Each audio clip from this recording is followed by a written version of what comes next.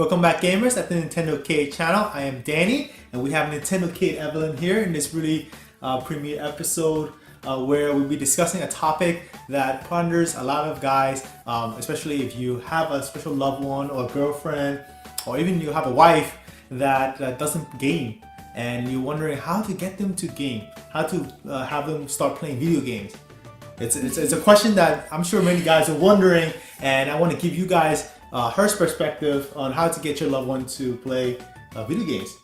And especially if you use Nintendo game, that'd be the focus of this topic, right? But obviously, when I first met Evelyn, I wasn't sure that she played any video games because she never mentioned it, and it kind of gets you nervous. I showed her my game room, that kind of sparkled the light of her, like, wow, you know, this is a guy who plays video games. And I was obviously, as a guy, very nervous. Yes, Danny was actually surprised of my reaction. Right. Not in the surprise way. I was actually saying, wow, I actually played this game. I actually played this system. I grew up with it. He was shocked. I remember his face. He was like, what, you did? I'm like, yes, I did. Right. Yeah, so he was... It was a little bit nerve-wracking for me because, like I said, I didn't know if she played games, but when she saw my collection, we actually, at one point, we turned on the old Super Nintendo, and playing games like Donkey Kong Country.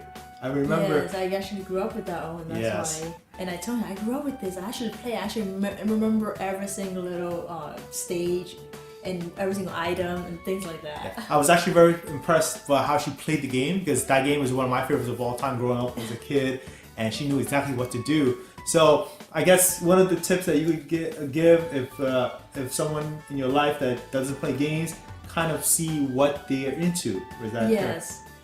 For instance, like Danny wasn't sure if I actually played that game, so he actually brought out the old systems and old games. Because I actually mentioned that I actually grew up with the NES and the Super Nintendo. Right. So obviously he's gonna pick the famous game, couple of the famous games. The popular ones. The popular one, and then he actually mentioned it. So once he mentioned it, then I said, yes, I did play that. I didn't, and based on those answers, then he goes for those games. Yeah. If I haven't played any game, for instance, I never played the Yoshi for the Super Mario World 2, Yoshi's Island. Yes, I never played that game. He actually turned it on out of nowhere and actually walked into the room, and I'm like, what kind of game is this? Oh yeah. And he started playing. No, this is Yoshi. I'm like, I never played that game. And he said, try it, just try it, and forget it. I took over that game. It's a single player game, guys.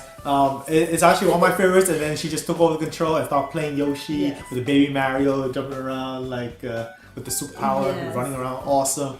So my suggestion is you try something easy first, like popular games like Mario. And with Mario, you obviously kind of move forward from that. Mario Brothers, so the NES, she knew about, Evelyn knew about that. And then of course I moved on, that maybe a game that she hadn't played is Super Mario World 2, Yoshi's Island. And then now, she's into Poochie and Yoshi's Woolly World, the latest Yoshi game, and she loves that game so much because of that original game when we were first playing on the Super Nintendo. A great idea. Great game. It's amazing. It's fantastic. Yeah. So that led one thing to the next. You kind of move. You start low level first, make it easy. Even if your loved ones may not be into gaming at all, you just try the ropes with them, see what they're into, what their interests are. It could be like, for example, like a game like Tetris. It could be something that easily anyone could just get into. That's one of the games that. By history is one of the most successful games because it's easy to pick up, hard to master, to get the highest score, and it gets addicting. Yeah, it does. Yeah.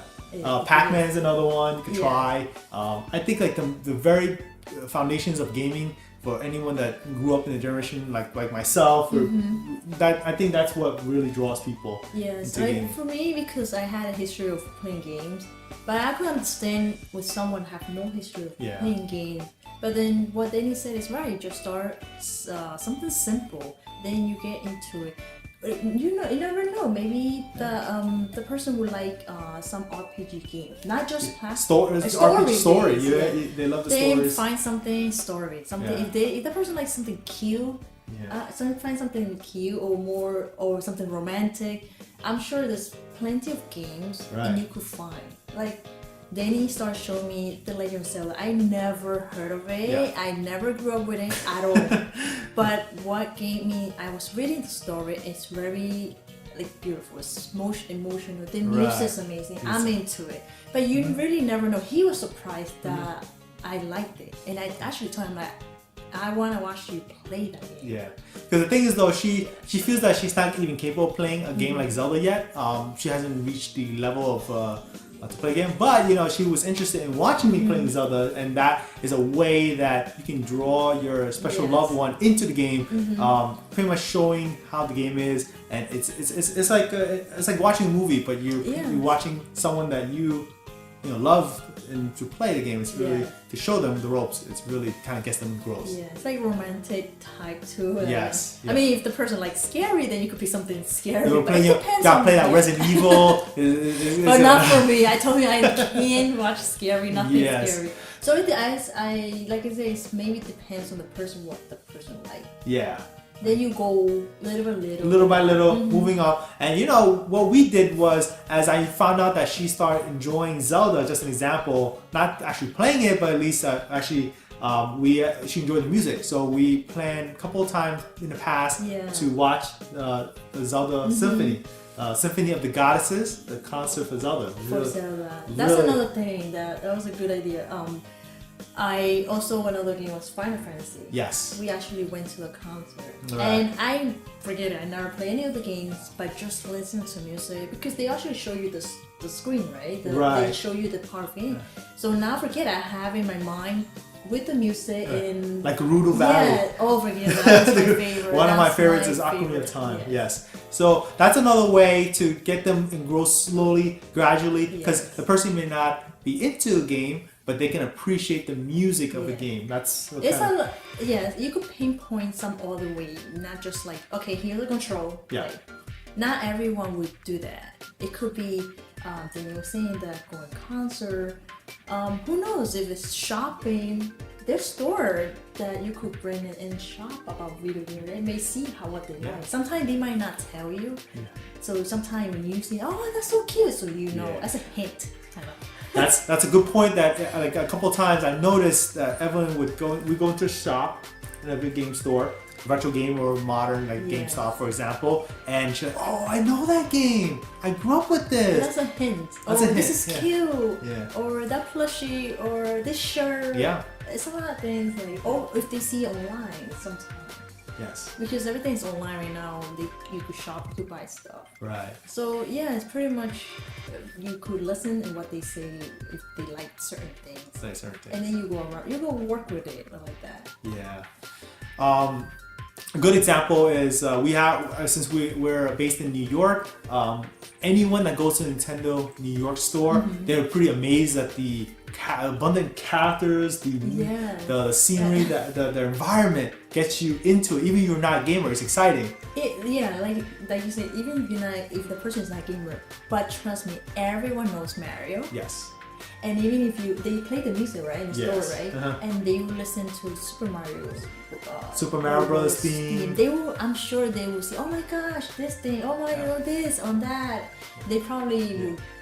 It's something. It must be something. Yeah, it's built on the foundation of everyone's mind when they hear. You know that is Mario Brothers. And we actually, a couple of times when we went to the store, we actually see people, adults. They're like, I remember this, and they tell their kids. Oh yes. Or I do this and that. Yeah, it might not play now, but it's always has something in it. In like Mario, you remember Mario and everything. Yeah. One of my suggestions is if you have an old NES or you have the newly NES Classic Edition, play it, try it out. Those games, I honestly think it's easy to get into, and then you start playing. Yeah. You know, they have all the Mario games. They even have the Zeldas if you're really daring enough to give your loved one a try. I mean, our sample was good. Like Danny was playing, like I said, the Joshi game. He doesn't know. He just out of nowhere was playing that, and I just watched it. And then if I like it, then he just try it. Here you go. I mean, if the person's not into it, they're not gonna say anything. So okay, that means something. So it's like a hint. Right. Yeah. So my final is pretty much some of the suggestions is you never know until you try. You gotta try the ropes, give them a chance, and then let them experience it if they, willing to give it a try. It doesn't hurt to try. Just try. I mean, what's the worst thing could do? Okay, she doesn't like it. Okay, let's move on to something else. Try something else. It doesn't hurt. Just try. And then you might be surprised. Like Danny was surprised. He was surprised. Yes, I was very surprised. Or it could be a mobile game. It doesn't. Why not? Right now, nowadays, everybody's on the cell phone. Although, sometimes they have good games. Right. They're basic, but people can easily get into it. So. And then little by little, you can just tell someone like, here, play something. Give them a Nintendo 64 controller. Here you go. Boy. Yeah, with the 3 prongs. Can you imagine what a girl would think? What is this? Talking about that, maybe a handheld system. Sometimes they might not like the console. They might be handheld systems. Plenty of games for the handheld system. Or just try the NES controller with just the 2 buttons and the directional pad. That's good enough to start out things. So. And also play game. Try to see if based on what they like the games, then try to see if they have a game of co-op games. Yes. It helps a lot. Yes. And instead of like here play and then you like and then the person feel lonely. If it's co-op game, then that's how probably interaction will happen. Yeah, when you play together, it makes it fun, engaging, and you kind of get a little camaraderie going, competitive and camaraderie that kind of gets more us deeper into gaming itself, and that kind of gets addicting. After a while, because you want to beat your partner's best score, and we can go on for that.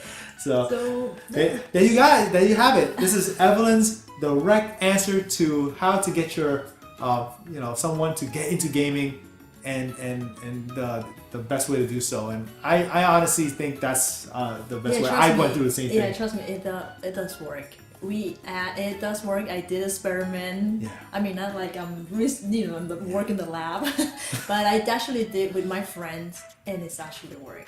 Yeah, non-gamers is stuff. Non-gamer, zero. Yeah. For me, I had some background, but zero. Yeah. Actually, there's a couple friends. Yes, there's a couple friends that we actually got it and helped them. Yeah. And little by little, they actually play. They're addicted. They're more. They're not even doing the cooking. They're not doing anything at home, and they just play. They start playing a little bit. Yeah. I believe that my philosophy, everyone is a gamer at heart in some form or way. That human nature likes to play, regardless if it's sports or they want to play in certain athletics. But gaming is a foundation that we, as human beings, wants to play. Yes. So I mean, everyone went through as a kid, and I'm sure they grew up with it. They want to play. So it's some form like we grew up as kids playing toys. This is another form of playing, and everyone loves to have fun, regardless of how your background is, or you don't like games, video games. But if you spark the interest in some form of way, that can lead to many possibilities. And I think that's the great way to do it. You never know. Try. Yeah, try. Alright guys, I hope you guys enjoyed this episode to get your loved ones to play video games. You got the direct answer from Evelyn. We went through the various things that we gone through when we started gaming together. And it's a lot of fun. It's a great journey. And like I said, more things to come as we going to be streaming gameplay within us. Look forward to that. It's great things to come. Yeah, maybe we'll find out more games and we'll let you know which game would be better. Absolutely. Yeah. So all updates from her to go. So this is I am Danny from NintendoCade channel, and this is NintendoCade Evelyn. We will catch you in the next episode. Be sure to thumbs up if you like this video. Subscribe to our channel. That always helps out a lot. And comments. Yes, comments. She will answer any questions that you may have. She will give you the right answer. So we hope to enjoy, and we'll catch you in the next episode. Bye. Bye.